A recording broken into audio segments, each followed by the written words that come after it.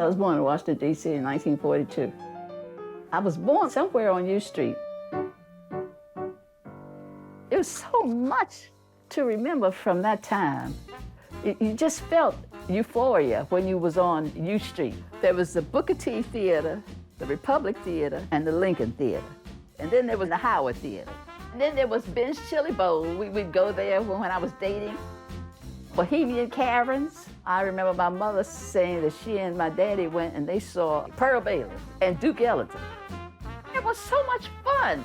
Oh, gosh, there was so many places that was on U Street. I remember one Friday, my dad had off, and he took us down on U Street, and he told me about Industrial Bank, and he took me in there. He told me that this was the place where I should put my money in, and he said, this is Black owned. That day, we went past Lee's, and Mr. Lee, he was standing on the outside, and my dad stopped and talked to him for a few minutes. And Miss Lee, I saw her, and she was just so gracious.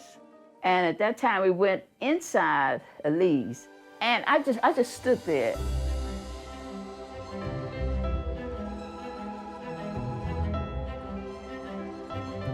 What I felt in that place, it was like a euphoria. I just like to be surrounded with flowers. They make me feel beautiful. They make me feel very happy. I tell my friends that if they can't give me flowers from Lee's, don't give me nothing. I'm fine without it. And Lee's will see me till the day I die.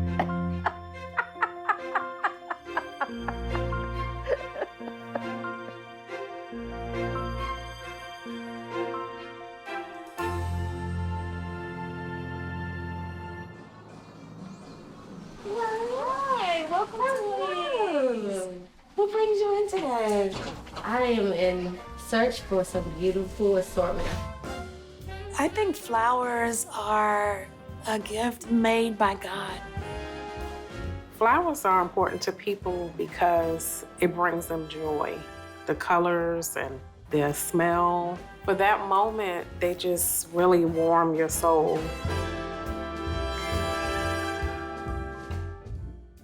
I mean, flower shops are going out of business all the time because you can have your grocery stores that sell flowers and your big box stores. So we're really just proud to have Black-owned, 76-year-old business. I was 12 when I started working here, and I started working in the card shop every summer, and I was making $20 a week. I thought that was something right back then, you know, $20 a week.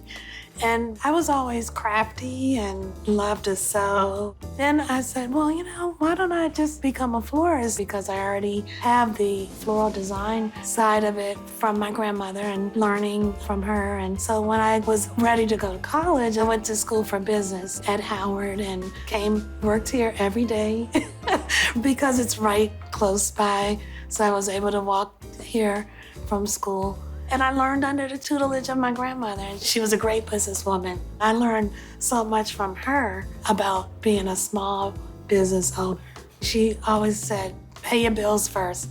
Pay all your bills and your taxes. Make sure you pay those and people. And treat everybody the way you want to be treated. And so everybody who walks through that door should get the star treatment. I guess I learned from both of them. My grandparents, they both didn't go to college, but they were able to start this business and had the forethought to buy this building. And we always say if they didn't buy this building, we wouldn't still be here. When I was 12 years old, I started working here, and I did go and work for corporate America for about 15 years. You know, I thought that I would stay there, really. But then when I realized that my family needed me back in the business, I decided to come on back home and help out with the skills that I learned in corporate America. So when I first started working here, I thought that I couldn't do flowers. I was like, I don't know how to do that. I don't want any parts of that. Let me help in the office. But then one day I just said, let me come out and play with some flowers. And It's kind of like innate. Like I felt like it's something that is in my blood. My grandfather, William Lee, he passed away in 1995. And my grandmother, Winifred Lee, she passed away in 2008. So it was around 2012. My dad was ready to retire. He asked us what we want to do. Do we want to sell the building, cash out, because it's his building, or do we want to keep the business going? And Christy and I said, we want to keep the business going. We want to keep the legacy going. I love working with my sister. We are like yin and yang. We bounce off of each other. Stacy and I are very different, but we recognize each other's differences and we just work through it. You hear about so many businesses that fail because the family splits up. That's one thing about my dad. He's like a good mediator for us and keeps us together. Oh, I learned all kinds of lessons from my parents. Stick-to-itiveness, putting your best foot forward at all times, getting the job done, no matter what it takes. When I think back on those days, we were so happy up here. You know, this is a family. This whole area, the U Street, 14th Street, 7th Street, was like a community. Even though the city was segregated at that time, you know what I mean? You couldn't go downtown, sit and go to a movie. If you went to a store like Garfinkel's or Heck Company, you could buy stuff, but you couldn't try it on if you're black, right? And so we had our own community up here, like 300 minority-owned businesses. And so it didn't matter that downtown was segregated, you know what I mean, or that we weren't appreciated, because we appreciated each other. I remember black colleges, they would have big football games called like the National Classic, the Capital Classic. The football stadium used to be right there where Howard University Hospital is now. That was called Griffith Stadium. We would have parades up and down U Street. And they would have these cars decorated with flowers, and they would have a queen in the court, you know. And so all of them would have big bouquets of chrysanthemums and whatnot. So my parents would stay up all night pulling that stuff together so that it would be ready for the parade the next day. My dad was born in Malden, Massachusetts, and at 16 years old, he took flight and went out on his own. A friend of his was on the railroad, and he got him a job, ended up in Montreal. That's where he met my mom. My dad's brother was the first one in business. He was up on Georgia Avenue, and it was doing so well. They told my dad, why don't you come on and go into business with us? And so he did. But unfortunately, like sisters and brothers, they didn't really get along that well. So he decided to open up his own store. My mom, she was still in Montreal, so he says, well, listen, I'm gonna open a store. Why don't you come on down, go into the store and the business with me? So I don't think either one of them really, if they sat down and decided what they wanted to do, they probably wouldn't say, I want to go into the flower business. It just happened that it was there for them and they jumped on it, and, you know, the rest is history. My dad said he borrowed $100 from a funeral director down the street, who's no longer with us either. And then Industrial Bank has always been right here. They developed a relationship. You know, they could go to the bank for loans. And we've always banked with Industrial and probably always will. Industrial Bank supports black-owned businesses because blacks are at the lower level of economic status in this country. That's why we started the bank, to support blacks that couldn't borrow at other institutions and receive financial services, financial advice. The black community needed successful businesses that they could count on, you know, day in and day out. And so for Lee's to be an African-American owned business at 76 years old is a phenomenal accomplishment and worthy to be recognized and honored.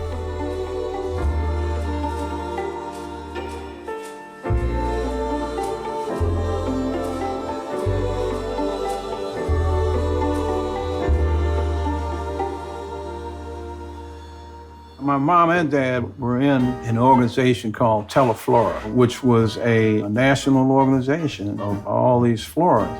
And so my mom was well known in this organization for her designs. She went around the country designing at design shows that they had. We were one of the very few African-American owned flower shops in Teleflora in the country.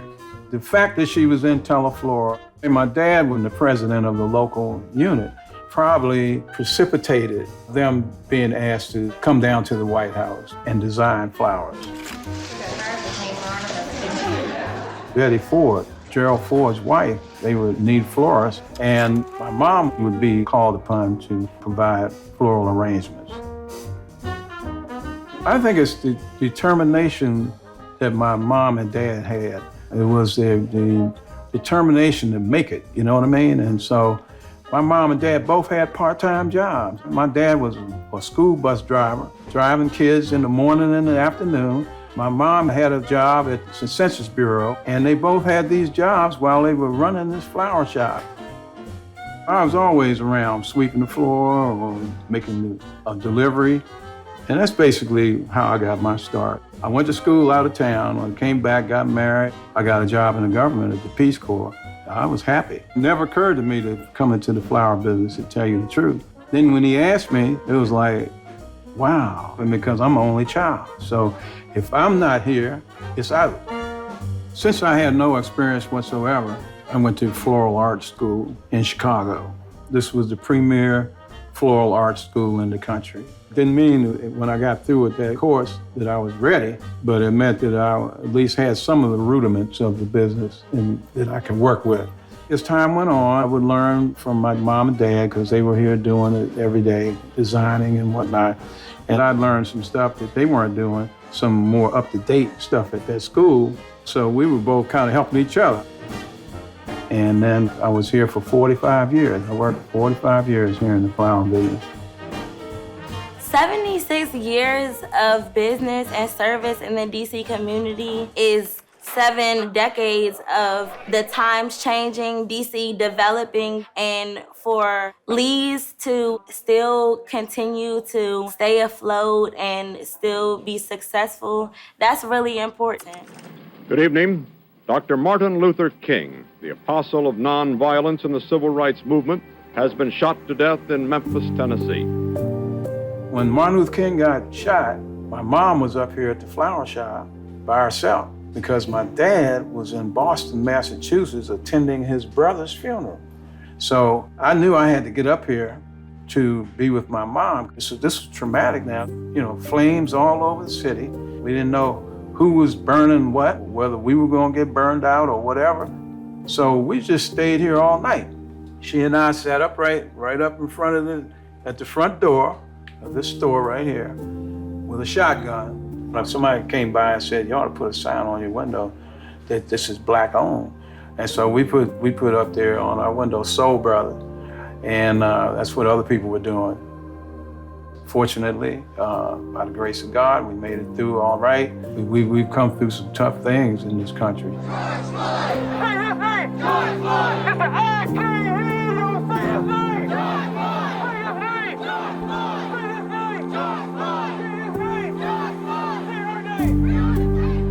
It was very ironic that history repeated itself when George Floyd got killed. There were a lot of businesses that were boarding up in the community, and we were like, are we gonna board up? Are we not?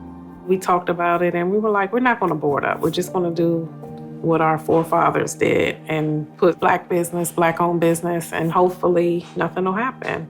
And it didn't. I've been here at Lee's for almost 40 years now. I actually came here after I got out of high school. I was on the downfall because I didn't know what I wanted to do. I was just trying to find me a job, to get out the street. And I met Mr. William P. Lee. And when I came down, I was rough around the edges. And he looked at me and he said, what's wrong with you? And his favorite word was young sucker. I said, well, I was interested in a job. He said, do you have a tie? I said, I think I have a tie. His wife, Miss Winifred Lee, she is a stylist. I mean, Miss Lee, when she got dressed, you knew Miss Lee got dressed. She said, you go out here, you buy you 2 ties 3 shirts and 3 pair of pants. So I went out and did that. Every day I came in here, I had a tie, a shirt, and slacks on. And Mr. Lee, he liked that so much in me that he said, you don't have to go through the 90-day trial. I'm gonna hire you. And as time went on, we just developed such a gracious friendship. Mr. Lee was always like, you are a part of this family. I said, I'm a part of your family? I said, my last name Brown. He said, your middle name Leon, ain't it? I said, yes. He said, well, take the on off and you got the Lee. I said, oh, okay, James Lee on Brown, you know? And it's not too many people in this world who's gonna take somebody from nothing and help them build something. Always cared about the community, and I've always been a doer, and not just a naysayer or somebody sit back and let things happen. I always wanted to be, in the mix. And I felt like that was our responsibility as a business in the community to be a part of the community and to help affect the situation around us. And my daughters are the same way. As long as the door's open and we can walk through and do what we can to help out, we're gonna be right there. I think he's the mayor of U Street, my grandfather. He does so much. It doesn't matter how old he is, he's always doing something, whether it's on a board or helping somebody with this or donating here. Like, he's very much a part of this city. He's paved the way to our family's success, continued it from my great-grandparents. Just about everybody in our family has worked through the flower shop, and it's sort of like a training ground for them, and then they go off and soar at whatever career path that they choose. My niece Joy, Christy's daughter, has her own business. My brother worked here. Now he has a successful business in Las Vegas. And so we try to teach them young to have that entrepreneurial spirit. My mother and father, they were always forward-looking, and they were always ready to grow and to be better. I think the reason why we last is the quality product that we offer. Just like when you're cooking, you put love into it, you can tell, oh my goodness, this person made this with love and it tastes better. So the flour, when you're into it and you feel good about it, you're gonna put more into it and put love into it, and it makes it look better. The shop has gotten lots of awards. The DC Chamber of Commerce gave me the Small Business Person of the Year award. And then my dad had won that award 20 years before. So that was awesome to be like the second generation of persons to get that. We've also won Best of DC 10 years in a row. 76 years in business is just the epitome of success in my mind. And the fact that we're still going and things are still getting better and better, it's amazing. I'm thankful. My daughters, like I say, for keeping it going because they're strong, It takes grit and hard work and a lot of prayer. Okay. I thank my city because I love DC. I tell everybody that, hey, DC has been good to me. I couldn't be happier. I'm excited to come to work every day. I love working with our great staff. Some people have been here 40, 20 years. Some people have been here a month. And with all the challenges, we make it happen every day. Well, my hope is that our children will continue the legacy, and I hope to still be around to see that, the 100-year celebration of Lee's Flowers. I always wanted to be a part of the business. I decided I wanted to take it further because I felt like flowers were my passion. So I just see only up from here with my family's business. I one day hope that me and my cousins will own the flower shop one day and we can pass it to our kids. It's just we're gonna keep it going. We're gonna do everything in our capacity to keep the business alive.